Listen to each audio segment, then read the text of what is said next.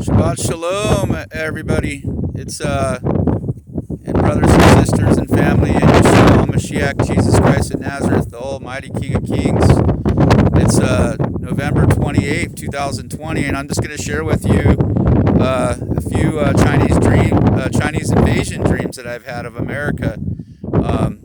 Years and years ago, I don't know, maybe within a decade ago, all these dreams happened. I didn't write the date down when I had them and didn't really make much of them then because I was backslidden, but I still had dreams, even though I was backslidden. And so anyways, the Lord wants me to share these with you now. So I've been standing right with the Most High for a long time now, and it's time for me to share these. The Most High wants me to share these dreams. So anyway, I'll just start with I'll say the best, or I don't want to say best, because it's not good at all. I'll save the most heaviest one for the last. There's 3 dreams. Anyways, the first dream I'll share with you is I was driving to a harbor area. Now, I live in Southern California by a harbor. I'm not going to say where. But anyways, it's in Southern California. But this dream wasn't in Southern California. It was more like up north somewhere. It seemed like I was driving to a harbor. I was up north.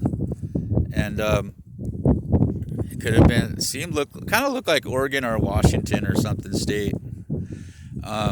Anyways, I was driving to this harbor, and I started walking down to this harbor area, and next thing you know, I see these people running towards me from the dock areas, and they're dropping, and I didn't hear any gunshots, but they were being shot, and so it was like there were silencers, and then these Asian troops started coming out of these cargo ships.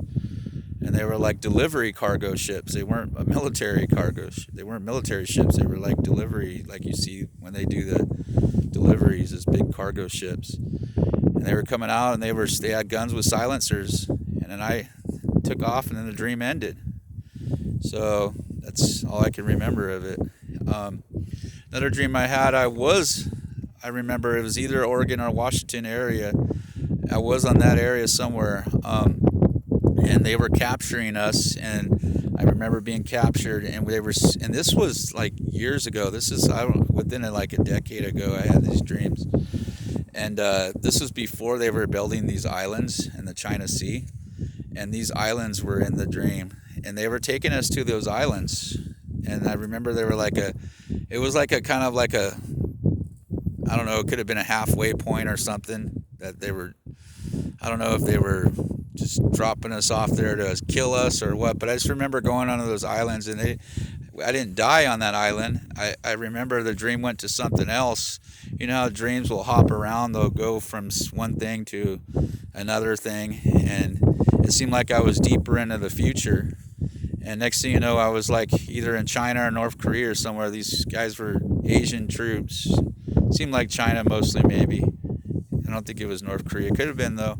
But anyways, we were like in these capsules, and they were like towers, these little capsules we were living in, and we were like slaves to their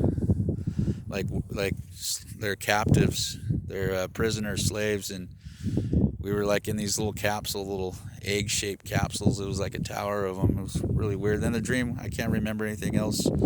Now this last dream, the third dream, is the most intense. And I remember every detail of this dream.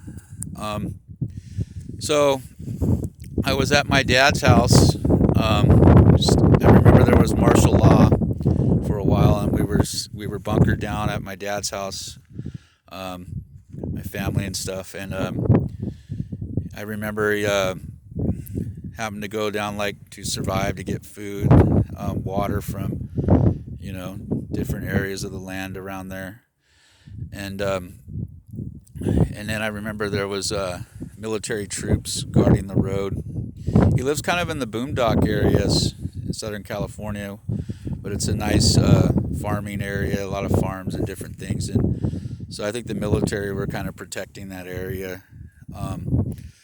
So anyway, I just remember we were on martial law, and the power was out and everything. And next thing you know, the military weren't there anymore, and then these Chinese troops were coming down the street, my dad's street, and my dad's a Vietnam vet, so he's got a lot of war skills and stuff. And I remember we were going to battle with the Chinese or Korean, whoever they were, Asian troops. They were coming down, and my dad's been raising my niece since she was a baby and stuff, and I love her very much. And I've been trying to minister the gospel to her for years, and so pray for her. She's kind of in rebellion.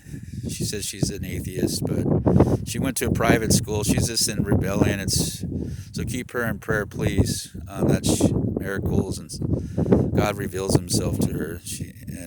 I've been praying. So, anyways, back to where we were.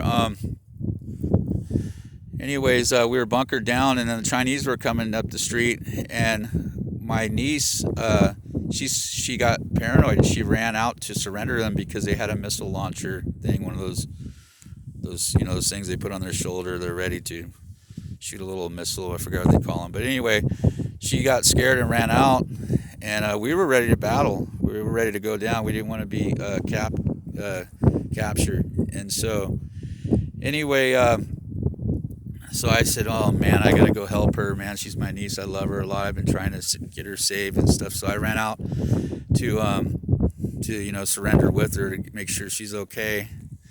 And then they blew my dad up in the house, and so that was over on that. And they took us captive and were persecuting us and spitting on us and laughing. I remember there's just peeing on us and just really evil stuff. And anyways, at the end of the dream, they were burying us alive in a ditch. They dug a ditch and were burying us alive. And I was looking into her eyes and saying, now's the time. Give your life to Jesus now, before it's too late. Give your life to Jesus. And cry out to Jesus, And the dream ended. So I'll leave you all at that, and we're in those times right now. I can feel like we've been sold out. This country's been sold out to China for the New World Order, the mark of the beast. These Jesuits that infiltrated this country. You could read the Jesuit oath, and you'll see that. That's in their oath too. Just read it. You'll see for yourself. Anyway, yeah, this country's it's all prophesied. It has to happen. So sooner or later we can fight. Fight as long as we can. But sooner or later the prophecy's got to be revealed. Fulfilled.